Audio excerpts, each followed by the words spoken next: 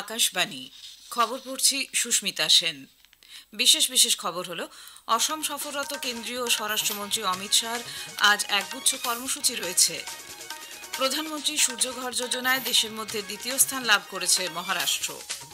ভারতের বিদেশি মুদ্রা ভান্ডার ফোরেক্স ১,৫২৬ কোটি বিলিয়ন ডলার বৃদ্ধি পেয়েছে। মার্ক কার্নি কানাডার নতুন প্রধানমন্ত্রী হিসেবে শপথ নিয়েছেন। আজ বিশ্ব উপভোক্তা অধিকার দিবস। নানা অনুষ্ঠানে দিনটি পালিত হচ্ছে। মুম্বাইয়ে আজ মহিলাদের প্রিমিয়ার লিগ ক্রিকেটের ফাইনালে দিল্লি ক্যাপিটালস মুম্বাই ইন্ডিয়ান্সের মুখোমুখি হবে। আসছি বিস্তারিত খবরে। কেন্দ্রীয় স্বরাষ্ট্রমন্ত্রী অমিত শাহ একাধিক কর্মসূচি নিয়ে ৩ দিনের সফরে গত সন্ধ্যায় অসমে পৌঁছেছেন। মুখ্যমন্ত্রী হিমন্ত বিশ্ব শর্মা এবং কেন্দ্রীয় বন্দর, জাহাজ ও জলপথ দপ্তরের মন্ত্রী সর্বানন্দ সোনোয়ালের উপস্থিতিতে শ্রী শাহ আজ সকালে গোলাঘাট জেলার দেরগাঁওয়ে অত্যাধুনিক লচিত বরফুকন পুলিশ একাডেমির উদ্বোধন এবং পুলিশ একাডেমির আবাসন প্রকল্পের শিলান্যাস করবেন।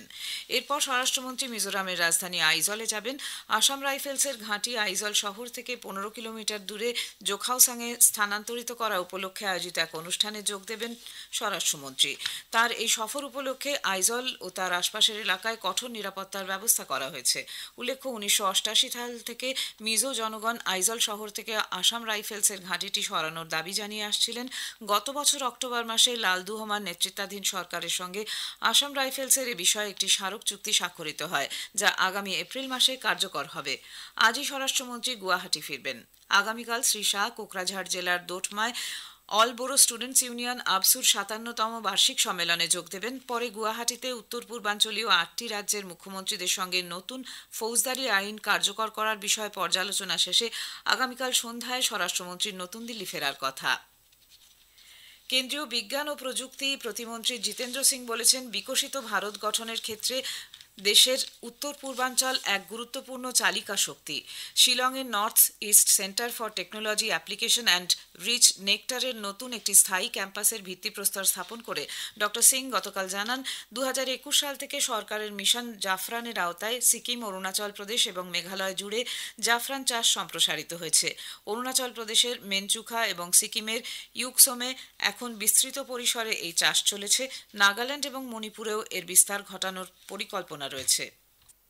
Initially, it was being operated from Delhi, then it moved over to Shillong in the post-COVID era, sometime around 2021 or so, but they didn't have a campus of their own, and I'm glad today they have laid the foundation stone and performed the ceremony of coming up with their own building. So this is an institution which is catering to entire Northeast.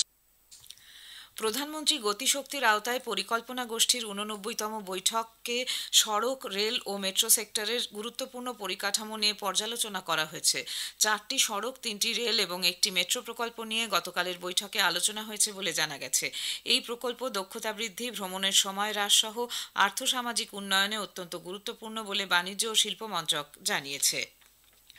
প্রধানমন্ত্রী সূর্যঘর যোজনায় মহারাষ্ট্র দেশের মধ্যে দ্বিতীয় স্থান লাভ করেছে। মুখ্যমন্ত্রী Devendra Fadnavis social মিডিয়ায় এক বার্তায় একথা জানিয়েছেন। এই প্রকল্পের আওতায় ওই রাজ্যে ১,৯২,৯৩৬টি সৌর বিদ্যুৎ প্রকল্প চালু করা হয়েছে।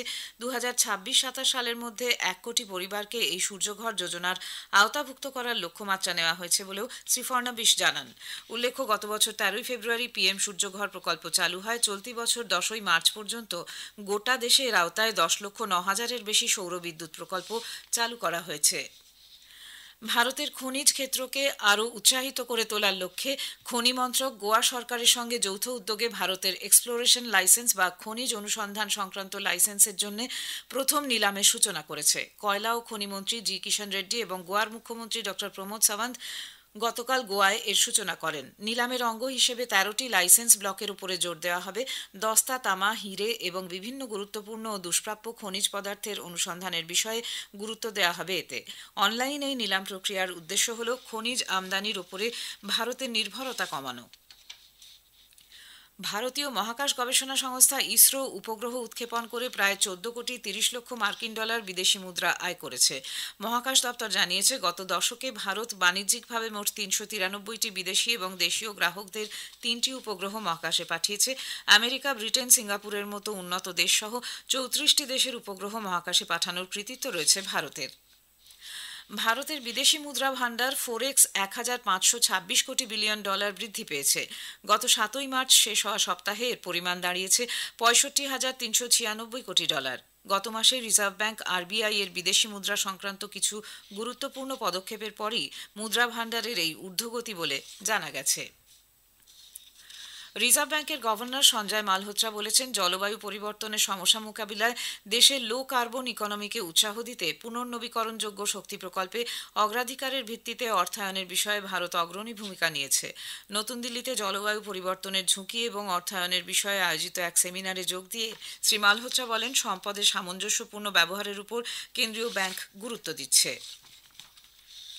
উত্তরপ্রদেশ জঙ্গি দমন স্কোয়াড এটিএস ফিরোজাবাদের একটি অস্ত্র কারখানা থেকে পাকিস্তানি আইএসআই হ্যান্ডলারের কাছে সংবেদনশীল তথ্য ফাঁস করার অভিযোগে এক কর্মীকে গ্রেপ্তার করেছে। এটিএস এর অতিরিক্ত মহানির্দেশক নীলাভ চৌধুরী জানিয়েছেন যে ধৃত রবীন্দ্র কুমারকে দৈনিক উৎপাদন সংক্রান্ত রিপোর্ট সহ গোপনীয় তথ্য সরবরাহ করতে দেখা গেছে।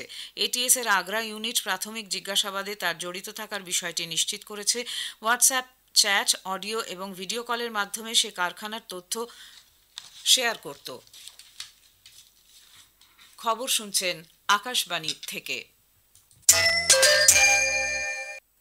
আমাদের সংবাদ শোনা যাবে ইউটিউব চ্যানেল আকাশবাণী সংবাদ বাংলা, ফেসবুক ও ইনস্টাগ্রাম আকাশবাণী সংবাদ কলকাতা এবং এক্স হ্যান্ডেল এআইআর নিউজ কলকাতাতে। মার্ক কার্নি কানাডার নতুন প্রধানমন্ত্রী হিসেবে শপথ নিয়েছেন। 59 বছরের এই প্রাক্তন ব্যাংকার জাস্টিন ট্রুডোর স্থলাভিষিক্ত হলেন। ট্রুডো 9 বছরেরও বেশি সময়ে প্রধানমন্ত্রী পদে আসীন ছিলেন। কোটাওয়ায় গতকাল কানাডার 24তম প্রধানমন্ত্রী হিসাবে কার্নি শপথ গ্রহণ অনুষ্ঠানে উপস্থিত ছিলেন। রাজা চার্লসের গভর্নর জেনারেল মেরি সাইমন 24 সদস্যের এক নতুন মন্ত্রিসভাও কার্নির সঙ্গে শপথ গ্রহণ করেছে। এদের মধ্যে 11 জন মহিলা। শপথ গ্রহণের পর তার প্রথম সাংবাদিক সম্মেলনে নতুন প্রধানমন্ত্রী কার্নি বলেছেন, কানাডা কখনোই মার্কিন যুক্তরাষ্ট্রের অংশ হবে না। এটি একটি ভিন্ন দেশ। তবে আমেরিকা এবং মার্কিন রাষ্ট্রপতি ডোনাল্ড ট্রাম্পের কাছ থেকে যথাযথ মর্যাদার প্রত্যাশা করেন কানাডাবাসী। কানাডার সার্বভৌমত্বের প্রতি ডোনাল্ড ট্রাম্প প্রাপ্য সম্মান দিলে তিনি তার সঙ্গে দেখা করতে প্রস্তুত বলেও কার্নি জানিয়েছেন। তিনি আরও বলেন, এই মুহূর্তে ওয়াশিংটন সফরের কোনো পরিকল্পনা তার নেই, তবে মার্কিন রাষ্ট্রপতির সঙ্গে টেলিফোনে শীঘ্রই বার্তালাপ হবে বলে আশা প্রকাশ করেছেন নতুন কানাডীয় প্রধানমন্ত্রী।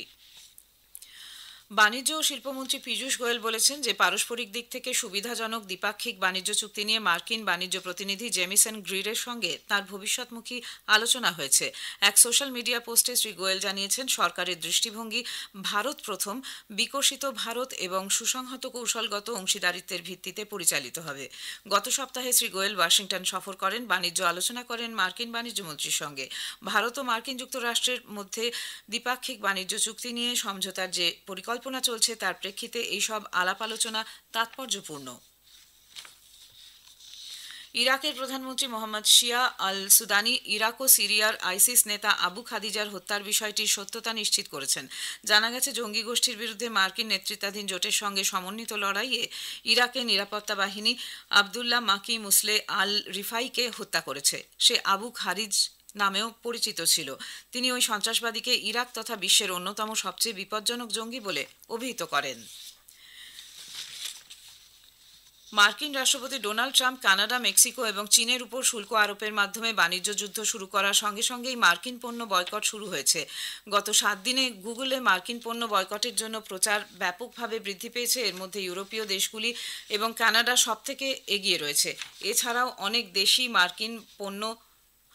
দেশ মার্কিন পণ্য বর্জনের জন্য ফেসবুক গ্রুপও তৈরি করেছে। ডেনমার্কের আধা স্বায়ত্তশাসিত অঞ্চল গ্রিনল্যান্ডকে দখল করার ডোনাল্ড ট্রাম্পের পরিকল্পনাও এই প্রতিরোধের একটি কারণ। ডেনমার্কের ফেসবুক গ্রুপে প্রায় 73,000 সদস্য রয়েছেন। কানাডা মার্কিন যুক্তরাষ্ট্রের বয়কটের ক্ষেত্রে সবথেকে এগিয়ে রয়েছে। কানাডা ইলন মাস্কের স্টারলিংকের সঙ্গে $100 মিলিয়ন চুক্তিও বাতিল করেছে। আজ বিশ্ব উপভোক্তা অধিকার দিবস। গ্রাহকদের অধিকার সুরক্ষিত রেখে সে বিষয়ে তাদের সচেতন করে তোলার লক্ষ্যে প্রতিবছর 15ই মার্চ এই দিনটি পালিত হয়। এবারের এই দিবসের মূল ভাবনা সুস্থায়ী জীবনযাত্রার লক্ষ্যে রূপান্তর।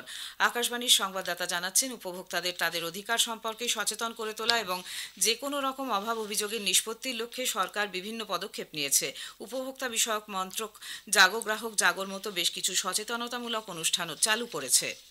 মুম্বাইয়ের ব্রেবন স্টেডিয়ামে আজ মহিলাদের প্রিমিয়ার লিগ ক্রিকেটের ফাইনালে দিল্লি ক্যাপিটালস মুম্বাই ইন্ডিয়ান্সের মুখোমুখি হবে।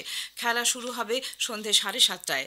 দুই দলই 8 ম্যাচে 10 পয়েন্ট নিয়ে লিগ পর্ব শেষ করেছিল। দিল্লি নেট রান রেটে এগিয়ে থাকায় শীর্ষস্থানে থেকে ও মুম্বাই দ্বিতীয় স্থানে থেকে লিগ পর্ব শেষ করে। গত বৃহস্পতিবার এলিমিনেটর ম্যাচে মুম্বাই ইন্ডিয়ান্স 47 রানে গুজরাট জায়ান্টসকে হারিয়ে ফাইনালে পৌঁছয়। শেষ করার আগে খবরের বিশেষ কিছু অংশ আরেকবার। অসম সফররত কেন্দ্রীয় স্বরাষ্ট্রমন্ত্রী অমিত শাহর আজ একগুচ্ছ কর্মসূচি রয়েছে। প্রধানমন্ত্রী সূর্যঘর যোজনায় দেশের মধ্যে দ্বিতীয় স্থান লাভ করেছে মহারাষ্ট্র। ভারতের বিদেশি মুদ্রা ভান্ডার ফোরেক্স 1526 কোটি বিলিয়ন ডলার বৃদ্ধি পেয়েছে।